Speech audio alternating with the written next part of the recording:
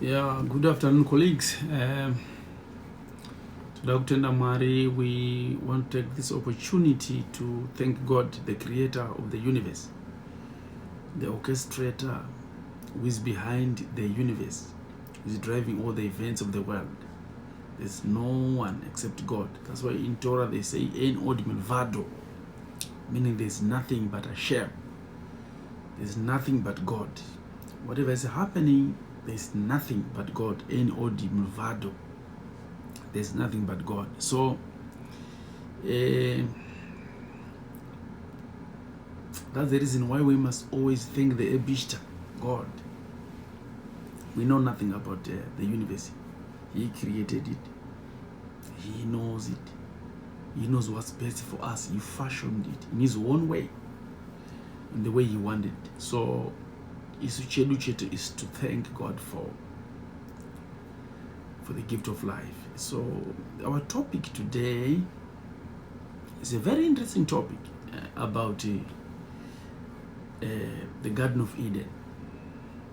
The story is found in the Bible, in the book of Genesis, or Genesis in my local native vernacular language. So that's where we get that story. Today we are looking at the mystical part of it. No, Chico, Shinombonzi, Garden of Eden. When we finish this presentation, this lecture, next time we're going to be talking about Gehenna, the Valley of Moloch. Shambo, we are going to look again on that. But before I delve deeper into the mysteries of this subject, this title, this topic, this lecture, there's a verse in Matthew 2 verse 18. It says, a voice was heard in Ramah, weeping and great mourning. And yet it was Rachel weeping for her children and refusing to be comforted, because they are no more. Meaning to say, people are dying because of COVID. COVID is robbing people's lives. So we, as humanity, and in all humility, we turn to our God today to honor our dead. So that's the most important point before the lecture. Concerning death, there's a story that I read from the Talmud. And the greatest tragedy a person can experience is the loss of a beloved one.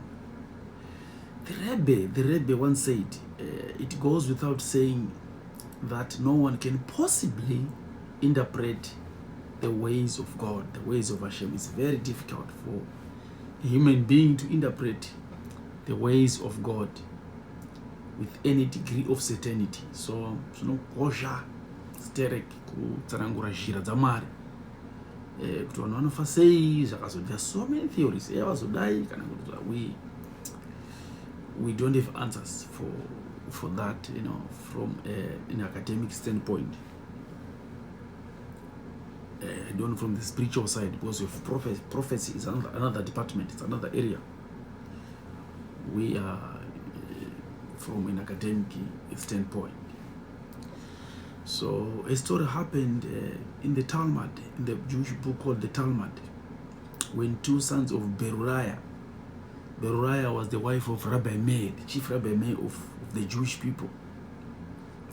So her two sons just died. So she took them and laid their bodies in the bedroom. And when her husband came from the field, she said to him, that's what she said, it's verbatim. She said, a while ago, a Mustafa is a Muslim person, is a Mustafa. She said, Mustafa entrusted a diamond to me for safekeeping.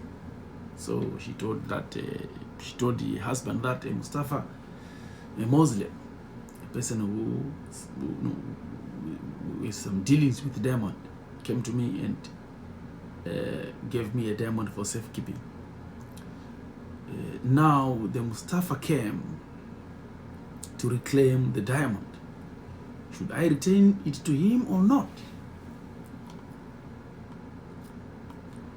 Then Rabbi May immediately replied that she must return the precious diamond without hesitation. Upon hearing that, achizwa izvozvo mukadzi Beruaya, mukadzi waRabbi, she led her husband into the bedroom and showed him the two dead bodies of their sons. And then she said to the husband, God had entrusted to us, God had given us these two pieces of diamond, our two sons, our two children, and God has come. And God came, God has come, and God came and took them away to heaven, to paradise. So, like I've said when I introduced this topic, we are going to be talking about paradise, where these people are going. Another story again is in the same Talmud. So the sages of the Talmud gave another story about Rabbi Yochanan ben Zakkai. Rabbi Yochanan ben Zakkai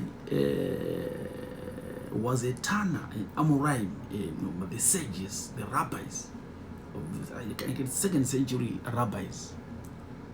And Rabbi Yochanan ben Zakkai was told by Rabbi Hillel and Rabbi Avtalion. Those were their teachers. So Rabbi Yochanan ben Zakkai had his disciples. And one day, unfortunately, he lost his son. So his disciples went to him to try to comfort him. Because he was saying, comfort me, please comfort me, he requested. So the first to go and comfort him was Rabbi Eliezer. He said to him, Rabbi, don't worry, Adam lost a son too like you. But nevertheless, he found consolation. Then Rabbi Yochanan ben Zakkai said, why do you add up to my sorrow, the sorrow of Adam Arishoni? Unondiuza zokuti Adam akafigwa nemwana indi afigwa zvineini isusu unondipa tindichema mwana wangu mourning for my child. You are telling me about Adam Arishoni. What's that? So the second student, the second Chacham went to the rabbi. The rabbi, don't worry, you have to be consoled. Job had sons and daughters. Job had sons and daughters, he lost them all. But all of a sudden, Job found consolation.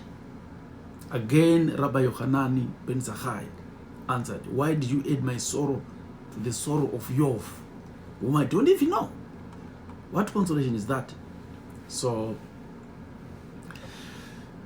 Rabbi Yossi, another student, went again to try to console Rabbi Yochanan ben Zakkai. He said, Rabbi, don't worry, Aaron had two exceptional sons who were Kohen Gadol, who were high priest, who both died on the same day. And yet Aaron was speechless and was comforted. These two, Rabbi Yochanan rejected with the same words, I am not Aaron, I am not Moshe, I am Yochanan ben Zakkai. People are not the same. Why are you telling me that? Yeah. Then lastly went Rabbi Shimoni. Shimoni, I think people, we talked about Shimoni. Shimoni is the student of Rabbi Yochanan ben Zakkai, is the guy who wrote the Zohar. Shimoni, the guy who wrote the Zohar, he went to Rabbi Yochanan ben Zakkai, his teacher, and said, King David lost a son and was nevertheless comforted.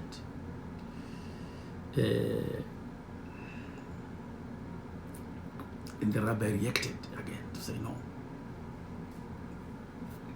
Yeah, I said Shimoni, Rabbi Shimon was the last. No, Rabbi Shimon was not the last. The last was Rabbi Eliezer. Ben Arach, according to the hierarchy. So Rabbi Shimon Ben Arach went to console their chief rabbi, their teacher, their great teacher, Rabbi Yochanan Ben Zakkai, and Rabbi, the student, Rabbi Eliezer Ben Harak spoke, and he said, "Allow me to tell you a story, Rabbi. Like I told you, anything that you need to do, you need to carry a story. A story carries the law. A story is connected to a soul. So stories are connected to souls. So Rabbi Eliezer Ben Arach went with a story, and he said, "Allow me to tell you a story. One day a king entrusted one of his subjects with this precious diamond or precious object to keep the object very safe. So the king took this object to his trusted general and said, 'Keep it for me.' And the man was worried incessantly, for he had to guard this, in towns where there are robbers, where there are thieves. So he had to guard the object jealously. He could not sleep, and to keep the object undamaged. Only when he returned the precious thing to the king intact was he relieved. So he was saying, I cannot sleep until I return this project to the king, then I'll be relieved. So you, my teacher, are in the same situation," says the student, the rabbi. "You are the son who has left this world without a sin. So let it be a consolation that we have returned to your king, God. Your son, you have returned to your king. This king is God. You returned your son in a perfect state. What God had entrusted you. So you need to thank and to be thankful to God for that." And then Rabbi Yochanan Ben Zakkai said, "You've comforted me, my son." So we are not comforting our relatives who were taken by COVID. We cannot do that. We are not qualified. We need to mention it so that we are human beings. We can just ignore. We cannot turn a blind eye to that and a deaf ear to what's happening in the world. Right. So our topic is that, because I've mentioned this because all these people are going to paradise. So our topic is about paradise today. So what's paradise? What's the Garden of Eden? So that's our topic. The Garden of Eden is one of the best known and least understood story in biblical literature. This story has been interpreted in dozens of ways, you understand, many of which suggest that it was a copy or a prototype for understanding the nature of good and evil, the relationship between man and woman, or the purpose of mankind. But unfortunately, colleagues, this topic is very important.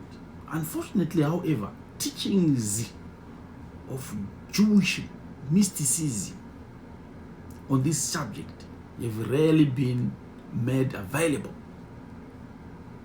to the general public. So what we knew and what we know about mystical Garden of Eden and paradise lacked some more information. It was just skeletal and lacked some Jewish mysticism to make it whole. And thus a major component for understanding the deeper wisdom teachings of this story have remained virtually unknown. So because we have had no access to this Jewish mysticism, Jewish and rabbinic literature, all those books. What we got from them was the Bible, that was translated from Greek from Hebrew, Aramaic, from Hebrew to Greek, then into English by Septuagint. Septuagint were 70 rabbis who translated the Bible. It was done during the era of Ptolemy Philadelphus. who asked all these rabbis to translate the Bible into a language he could understand. So now we need to study this story through the filters, through the lenses of the Torah. We need to look at it again, because now literature is available now. Literature is there. So we now need to learn about it. Why? We'll go there one day. We are going there one day. So I think it's also intelligence to want to know about what will happen after that. So without the Torah lenses, without these Torah lenses, you will see that there are too many holes in the Genesis narrative. There are too many gaps. There are so many gaps in the Genesis narrative. Let me give an example. The biggest one is that only the tree of knowledge was forbidden. Adam could have eaten from the tree of life all along. But the tree of life was in the same garden. They were close to each other. But the Garden of Eden had two trees, the tree of knowledge and the tree of life. So Adam could have eaten from the tree of life all along. In that case, he would never die. So why would God take the chance that Adam might eat from the tree of life first, thereby attaining eternal life, and then from the tree of knowledge? So it's mysterious. There were two trees. And why would God say to Adam, you must not eat the tree of knowledge, and yet there was the tree of life? And should we have eaten the tree from the tree of life, he was going to live longer. So why did he eat the tree of knowledge instead of the tree of life? See, let's look at it. It's very interesting. The literal reading of this story suggests that Adam and Eve were the first humans, and that Eve was an easy object of seduction. That's the reading from the superficial meaning, from just the top meaning, that's the surface. We think Eve just succumbed to seduction. She quickly succumbed to the wily serpent, the Nahash. Not only did she eat the forbidden fruit, but she rushed off to get a partner to do the same. That's the story that we hear. For this act of disobedience, she has been spoken against for all the time and in antiquity, throughout the centuries. She's spoken against for the actions that we think she did. All of women's suffering during childbirth is blamed on Eve's ignorance. Worse, the entire downfall and degradation of humankind is said to be a fault. That's in the Bible. We are studying. This is a study. This is a Bible study session. This is a Torah session. Let's learn. When I was in South Africa, at the University of South Africa at UNISA, a certain woman approached me and said to me, the story of Adam and Eve is perhaps the most obvious instance in the entire Torah in which the relationship, in the entire Bible, in which the relationship between male and female has been contaminated by cocaine implications. That's very contaminated. She said that. So now, but let me say, any assumption, students, any assumption that Adam and Eve represent a relationship of gender, let me clarify, any assumption, according to Kabbalah, Kabbalistic literature, according to the Zoharic literature, I'm referring to books, according to the Zohar, those Zohar, those that we are seeing. So according to Kabbalah, any assumption that Adam and Eve represent a relationship of gender as the first man and woman of creation is ludicrous, is idiotic. I don't know. Okay, Adam and Eve represent the principle. They represent, according to the Kabbalah, Adam and Eve represent the principle of duality. Positive energy and negative energy, not bad energy. That's what they represent. See? Neither is better than the other. Both are required for balance and harmony. When they are in balancing, when they are in harmony, there's peace in the world. There's peace in the world. In addition to that duality, the positive and negative energy, there's a third element that's brought in for creation. And this portion, this element is the Satan, is the serpent, the Nachash, which represents a force now of fragmentation. A force is coming in positive, and it's like the light bulb. Positive and negative and neutral. So positive is important, like the light bulb. Negative is important, it's neutral. So this the setup, the same setup with the creation of Adam and Eve in the Gan-Eden. So one of the most ancient rabbinic texts called the Midrashi, written by Rabbi Eliezer, suggests that the serpent who seduced Eve in the Garden of Eden was a camel called Gamal in Hebrew, a camel, Ngamera in Shona. So that's fine, says Nyoka. So most people have never heard this idea. Maybe it's the first time. The Jewish oral tradition goes on to say that the angel Samael, not Shemuel, not Samuel, Samael, S-A-M-A-E-L, Samael, not Shemuel, not the prophet Shemuel, not the prophet Samuel, no, Samael, otherwise known as the Satan, rode this camel. So, and that's what happened in the Garden of Eden. So in Kabbalah, in Kabbalistic literature, the Satan is said to represent the physical universe. That's why the universe is a sphere. The Satan, according to the Kabbalah, the Satan represents the physical universe. It's called the Eretz, desire, insatiable desire to want more. You see? So this desire, we have it. It's called the Eretz in Hebrew, insatiable desire to want more. So that's the Satan. You want more. It's in you. You have $4 in the pocket, you want more. You want more. That desire is called the Satan.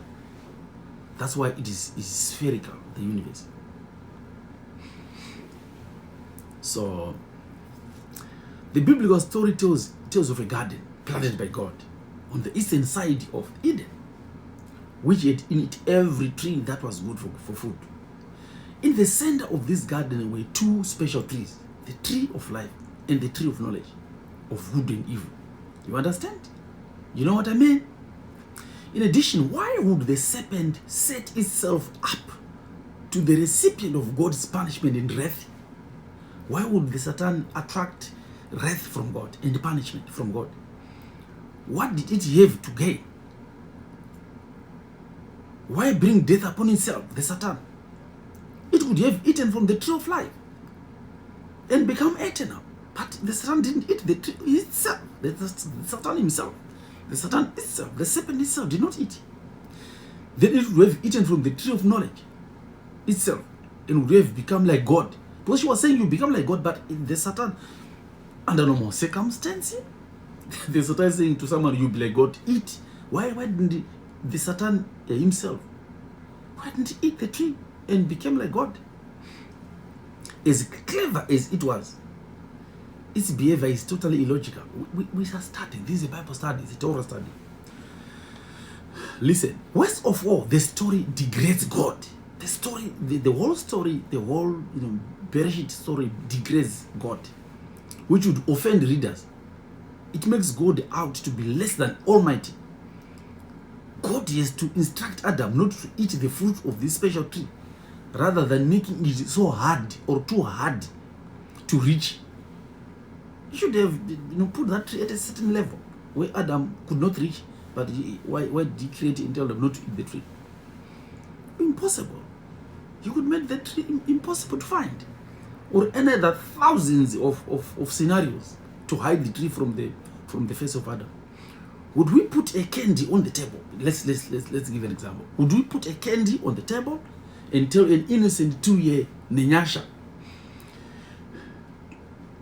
not to eat it? Is that possible? Let's look at this. The voice of God walks in the garden. What does that mean? God calls out to Adam. Where are you? Does this mean God does not know where Adam is? God does not know the nature of the serpent. God does not know in advance that Adam and Eve will eat from the fruit. God wonders whether they've eaten the tree. And God is to send them out of the Garden of Eden. God is to set up cherubs, makerub, to guard the garden, and revolving blades to guard the tree of life. This will not work. Modern readers, if it's a research, if it's an article, then modern readers would definitely reject the presentation of a God that lacks foresight, strength, wisdom, understanding, and compassion. If it's an article that was brought or that is sent to redaction for people to, the researchers will reject it, or it will never reach accreditation. No. A modern reader will say this manuscript will never get past critics because of all inconsistency. Now open your eyes now. I want you to open your eyes a little bit wherever you are and see something here. Or just open your eyes. Male, and listen to this. Open your eyes and your ears. Listen. Male and female bodies are only symbols of male and female energies. That's Genesis. The male energy is a correspondence to positive energy, or the father aspect, the father phenomenon. The female energy corresponds to negative polarity, not negative bad, but negative polarity, or the aspect, the mother aspect. All things in the universe are either positively or negatively charged. That is, they are influenced more by either the positive or negative energy, or they are either male or female. This includes everything from a subatomic particle to an atom, a human being, a planet, a galaxy. Everything is either male or female. There's nothing that is 100% neutral, except for energy of purpose. Maybe there's an energy of purpose. So marriage too is much more than the joining of two physical persons. Marriage is a universal order, a bonding relationship. It unites the male and female energies into a unified whole. All male and female energies seek this marriage. An interesting principle to contemplate is that all male and female energies in the universe are seeking stability. They are seeking neutrality. In other words, they seek to return the energy of purpose. I hope these things. Let's give an example of the prodigal son. The prodigal son of form is seeking to return to his father. That's why a boy, that's why a young man is looking for a lady. He's a prodigal son looking for his mother. Or a girl looking for a boy, looking for his father. So the unification is very important. So this stability or return is always reached through marriage. Thus, marriage is a universal principle used to unite all male and female energies. You see? So to create balance, colleagues, folks, to create a balance, we must understand the purpose of the two energies in the Garden of Eden. The male or the positive energy is radiant, is action, is sending energy, is giving, is the giver. The male energy is, or positive energy, is the giving energy. The female or negative energy, not negative in the as in bad, But negative as in electricity is magnetic, is attractive, is receiving.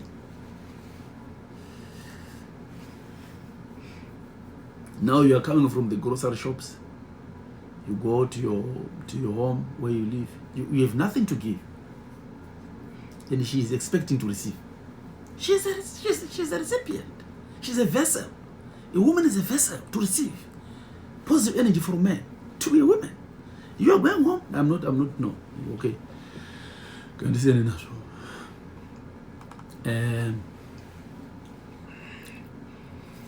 So there are two important observable energies in the universe. They are called by many names.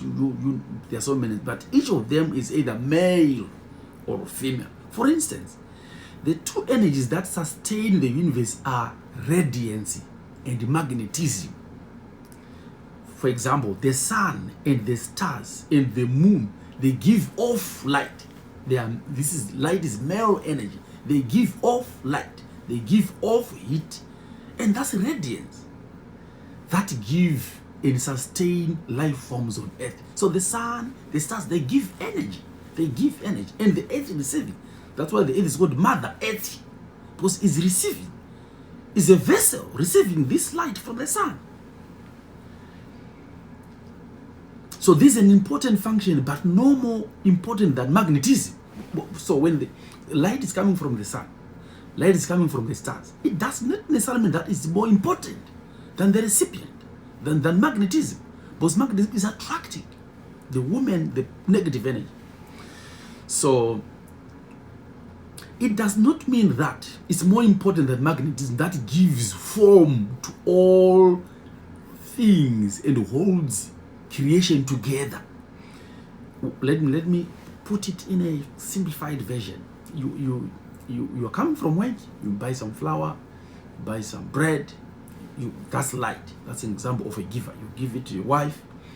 What does she do? She cuts the bread, she takes the sugar, she puts in the teapot, she mixes things together. So she's creating. She's creating now. You gave her light, you positive energy. Now negative energy creates. Amen. So magnetic energy, such as gravity, is invisible, but its effect is just as powerful as radiance. Magnetic energy is ionic, but it's as powerful as radiance, as the sun and the stars, which is invisible.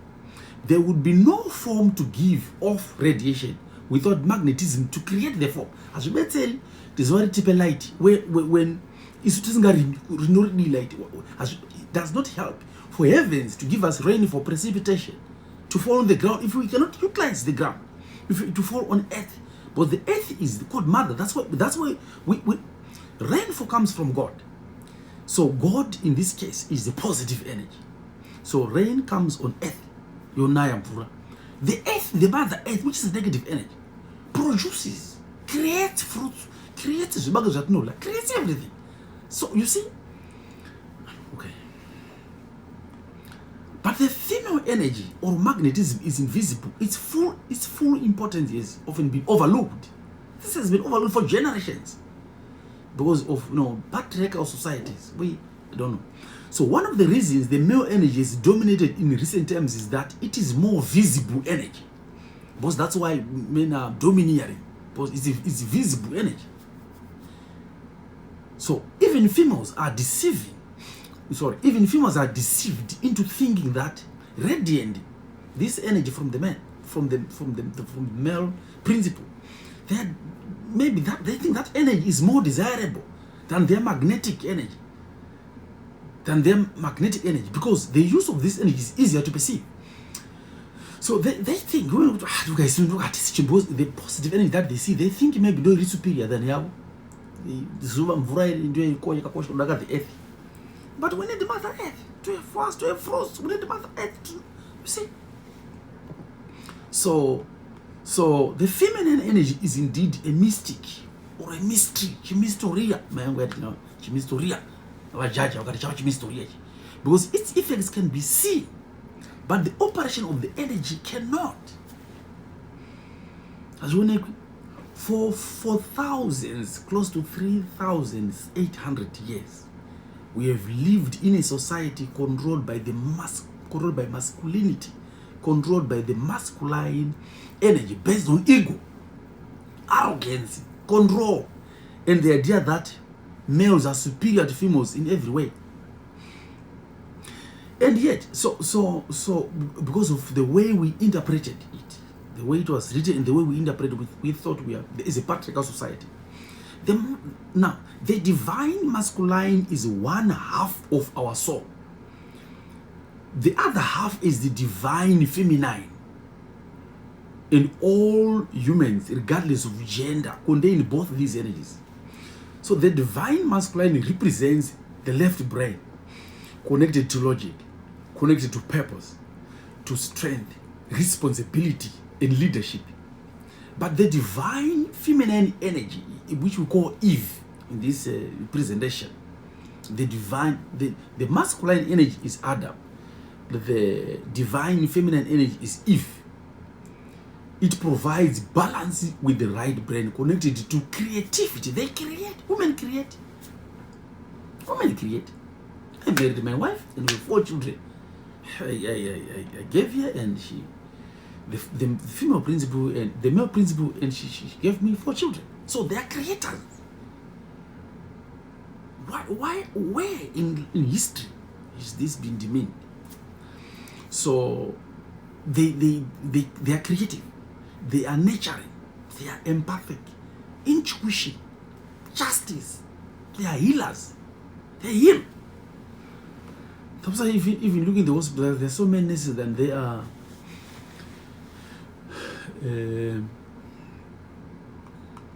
doctors.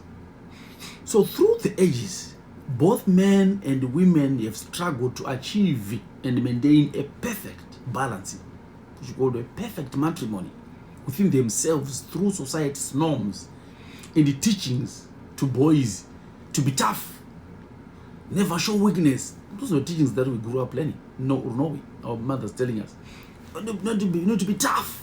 And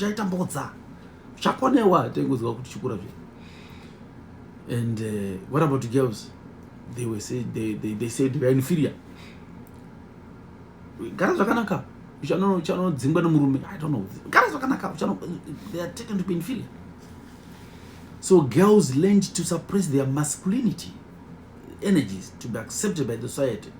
We expect them to be meek, have no opinions, keep themselves occupied with the suitable female activities such as needlework, learning to manage a home, how to take care of men, and put their needs above all else of them. But this is energy. This issue has to be addressed. The masculine energy may blame his divine feminine for the pain he suffered through the journey and even want to reject it. The divine feminine is the source of awakening. The source of awakening in Gan-Eden. And until we accept and surrender to her, nothing will fundamentally change in this world. Unless we awaken, we take a funga. These people are very important. They are creators. They are creators of what we would have given them. If we don't give them love, the things that they want will remain not creators. So the divine feminine will guide the masculine out of the shadows in the light.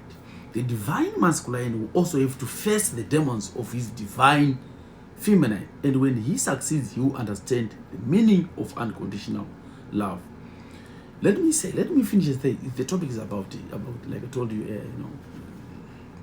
I don't think I'll finish. Just it was an introduction about the feminine and feminine masculine energy, positive and negative energy. I don't know, and that's no page of numbers. But both sexes, according to the Kabbalah, are equal in value. One cannot exist without the other. Just like there is no such thing as one hand clapping. You can't clap with one hand. No. There's no creation without the negative energy. So negative energy, Adam and Eve, they are. That's the story that we know in Gan-Eden and in Genesis. So now let's go back to our, because this there's if we dwell on this one, it's very huge according to the Kabbalah. So I've just explained something, but part two, while it's in this same presentation, part two, let us go back, okay, to our paradisical, story, the paradise story. So this book, I I took this presentation, from the book called Yahut Ruven. Yahut Ruven it divides the compartments in paradise into 10, but I've dealt here with only 6, and the other 3, 7, 8, 9, 10 I've not. I don't know why I left it, but they're there. So Rabbi Joshua ben Levi was one of these great sages whose teachings came down to us in the Talmud. He lived was a great Tana. He lived almost the same in the 2nd century, closer to this. I think they were contemporaries with the Yochanan ben Zakkai, Rabbi Yoshua, Rabbi Eliezer, Rabbi Gamliel. Gamliel, the Rabbi, Paul in the New Testament. His rabbi was called Gamaliel in Shona, Gamliel in Hebrew. So this Tana, this great Joshua ben Levi, lived during the same era with Rabbi Gamliel, who was the teacher, the rabbi of Shu, meaning Paul, and Yohanani, Resh Lakish. Those are some of the chief rabbis then. So the story of we're talking here about Gan-Eden or the paradise. So there's a story of the angel of death and Rabbi Joshua. People are saying, where are you getting this from? It's something that is from the books. But there's a rabbi, there was a rabbi who went into paradise and wrote most of these things.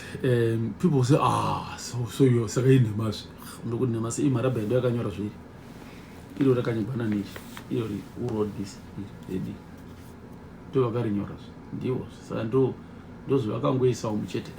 Remember that all events in Genesis, my events more than, if I'm not mistaken, more than 1,400 years.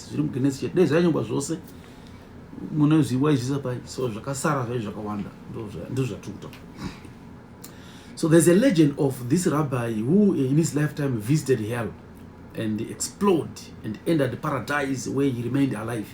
It's called Rabbi Joshua ben Levi, if you want to research. Rabbi Joshua ben Levi. So he entered paradise not by the door that we traditionally know, but by leaping over the wall. What happened? When his earthly life was drawing near, the death angel came and was they started to talk with the death angel, and the rabbi said to the death angel, show me the way to heaven. And when Rabbi Joshua noticed how courteous and humble the angel of death was, he said, I need to go to heaven with you. So that's how he went into paradise. So all these stories, you can read about him if you want. So the legend says Rabbi Eliezer threw himself over the wall. The story behind you need to read. And was inside the paradise, to the surprise and the amazement of his companion, the angel of death, because they went together there, seizing the Rabbi Joshua ben Levi by the skirt of his garment. He pulled him, but Rabbi already had fallen into paradise. So that's when he did all the study or the research, which if you go on internet, you can find it.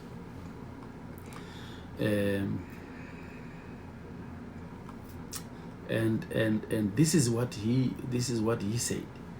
There are so many, before I finish about, there are so many, like Moshe Rabbeinu, Moses went to heaven. So many stories are told about Moshe in heaven, and when he saw paradise. There are so many.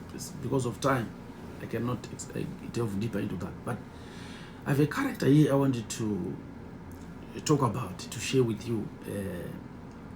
Avram Avinu, Abraham vino again. Abraham akaona zve paradise, akaona paradise, Garden of Eden. How? There's a story that is told of Meharati Makapela. Meharati Makapela, meaning the cave of Makapela. Abraham kunonzi, when he was visited by those 3 angels in Genesis chapter 18,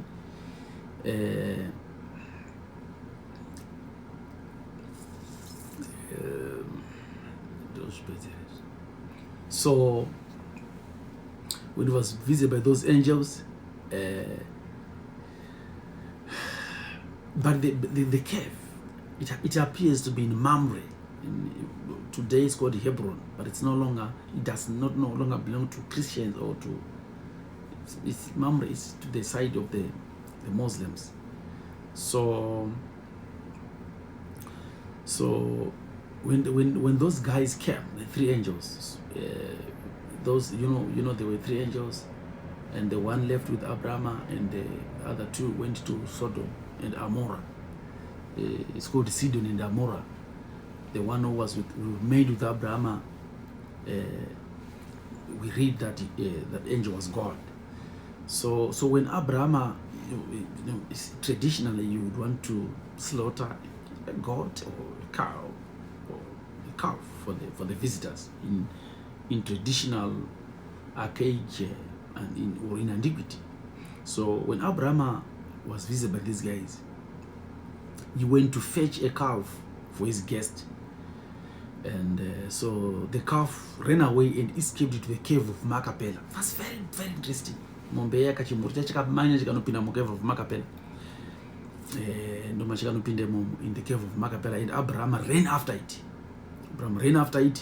And when he entered the cave, he saw Adam and Eve lying in their beds as though they were sleeping, while lighted by candles. So he saw candles in there, and he saw Adam and Eve, they were lying on beds. So Abraham saw, when he was in the cave, Meharati Makapela, the cave of Makapela, he saw, when he looked up, he saw Gan-Eden through the glass roof of the cave. So Abraham was filled with a desire to possess the cave, determined to buy it at any price.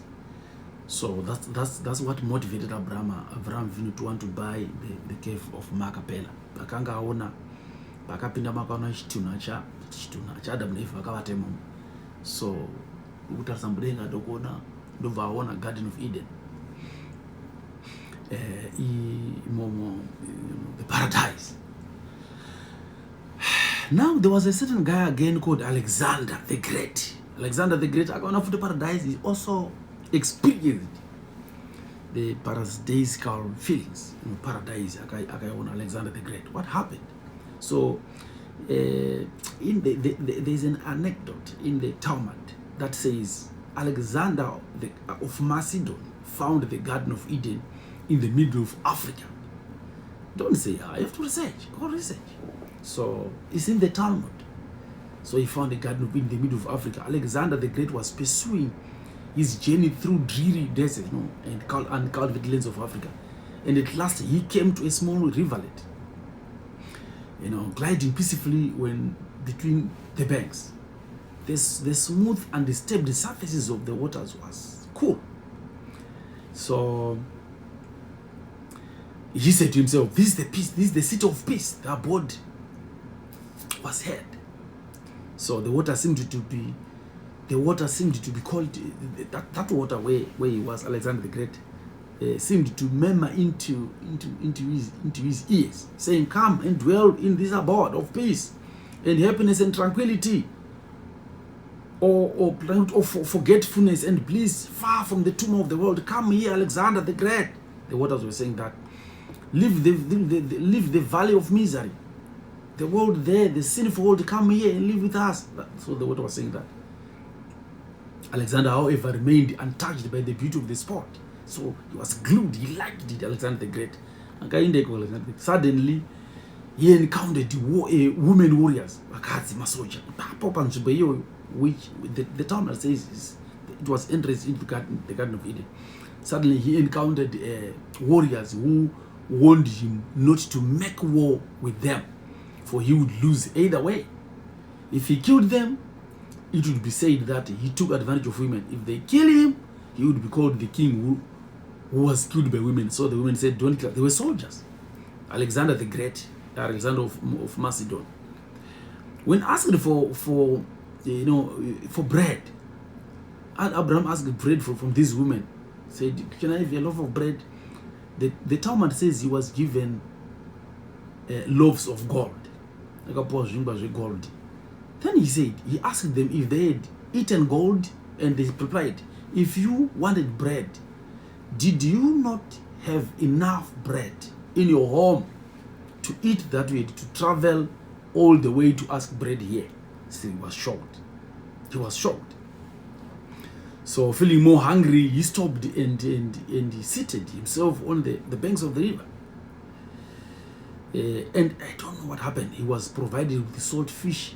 Then he ordered some of the fish to be dipped in waters of the peaceful river, so as to take off briny, tasty.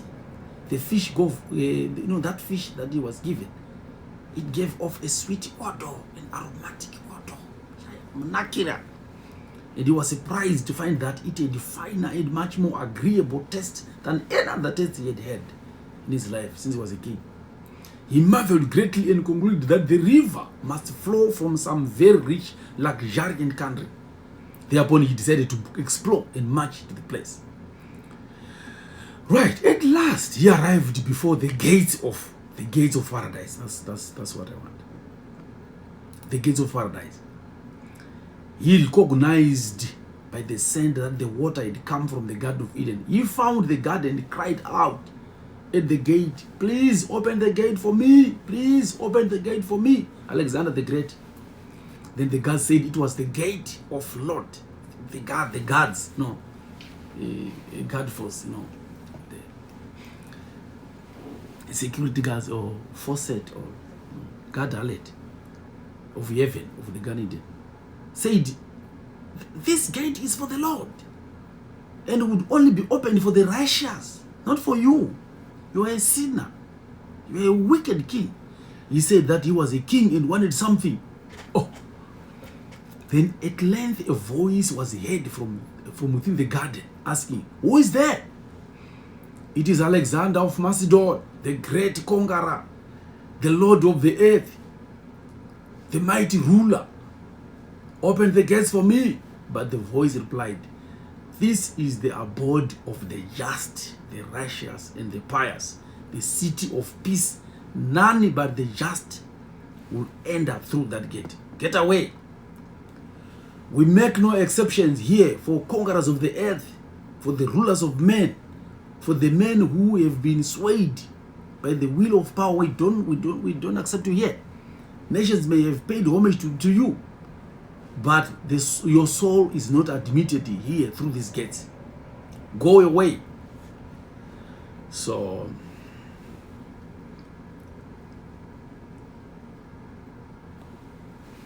what happened? Alexander was offered an eyeball. He was given a gift. Most interesting. A gift, a human skull or an eyeball. And panopinda ceremony pa human skull panopinda sisopa. As a skull in a buri panopinda sisopa, the socket of the eye. So Alexander took the gift and returned to his tent. On examining the gift, he found, however, that the guardian of the gates of paradise had given him nothing but a skull. He said, but this is a skull. I thought it was a gift. This is a skull. Those guys are playing, mouse and games with me. Cat and mouse games with me. He was greatly disappointed. And in it, he was greatly disappointed. He said, no, this will not happen. I'll go back to the guard. So he said, human skull, what would I use this for? So he was worried, he was disappointed. Then a learned man, however, who was a learned rabbi, who was in his midst, thus addressed the king. He said, mighty ruler, you may be wrong to despise that gift. However despicable, chero chakashata, it is good in your eyes. It possesses great qualities.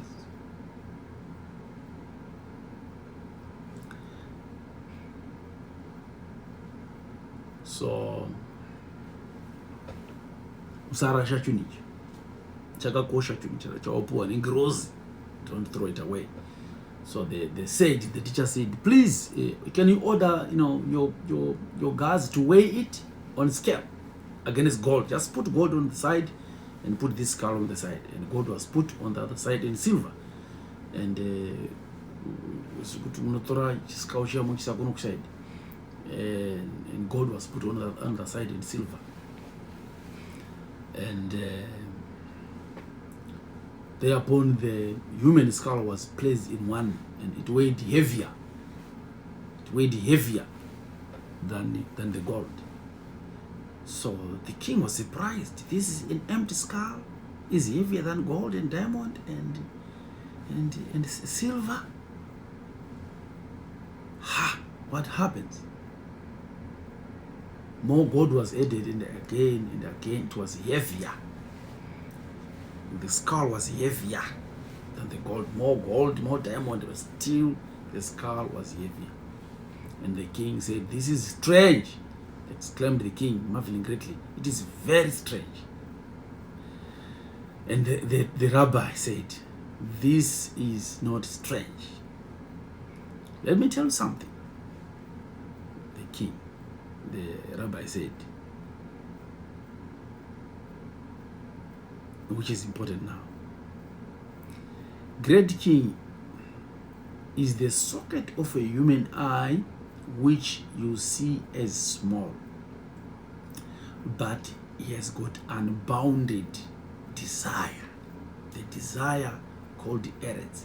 The human eye is never satiated, will never get satisfied by the materiality of the world, by the riches of the world, by the gold, by the diamond. The human eye that you were given by the angels, the heavens were explaining it to you, that if you live by the human eye, you need more. The eye of human beings is never satiated, is never satisfied. So that's the lesson. You want more and more money, more cattle, more what? You spend the rest of your life, wanting more things. The desire, the nachash, the snack. You need more and more. It doesn't help. So they were telling him to say, you cannot live this world by that. So when he left this place, he wrote on the gate of the city, I, Alexander of Macedon, was a fool until I came to the city of women in Africa and learned wisdom. So, thank you so much. And the last part is, those levels. I've introduced to you the levels of from your Ha-Rav, the levels of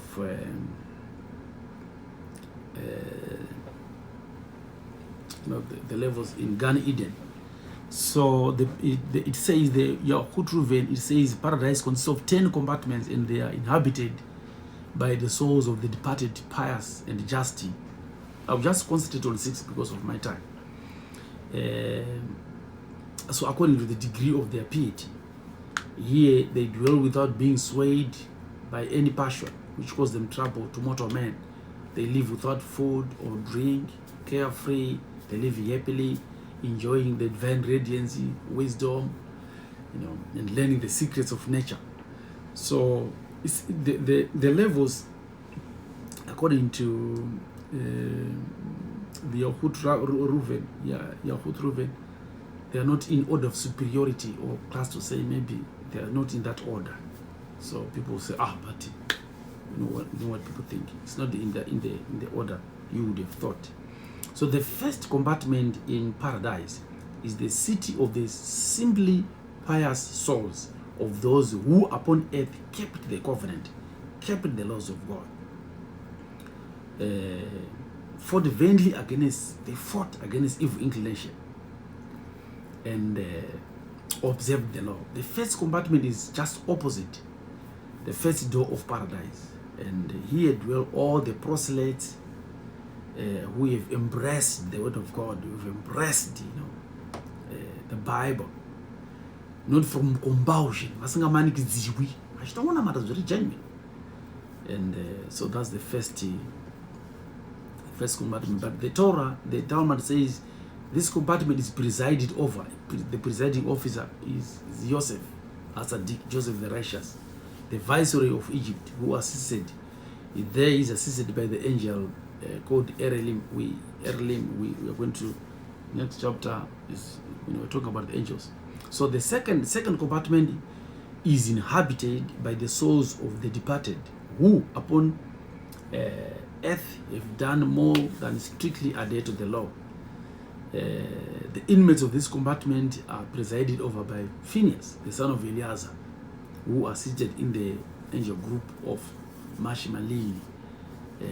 These people were great donors. They did charity, they did tzedakah, they helped the poor, they fed the poor, they visited the sick, they visited the people in imprisonment. That's number 3. Number 4, the fourth compartment is the abode of the really holy souls. Here there is celestial music. It's constantly heard, and the divine radiance is often visible. The third compartment is facing the door of paradise. It is built of silver and gold. Here we find Abraham, Isaac, and Yaakov. And the compartment is presided over by the high priest Aaron, who is assisted by an angel called Seraphim. The 5th one is the abode of the sinners who have repented. And the 5th compartment of paradise is built of silver and gold. And the walls of this compartment are silver and gold, and is, pervaded by delicious perfumes, which are more exquisite and delightful. So the 6th one, which is according to this presentation, I've left number 7, number 8, number 9 because of time. In the 6th compartment dwell the souls of the innocent, the early deceased, the children, their president, the guiding and teacher is the angel called Metatron himself. Daily he visits the innocent souls, teaching and instructing them and singing to them. And the ministering angels of these children are the cherubim. So that's why Jesus in the Torah, the Bible says,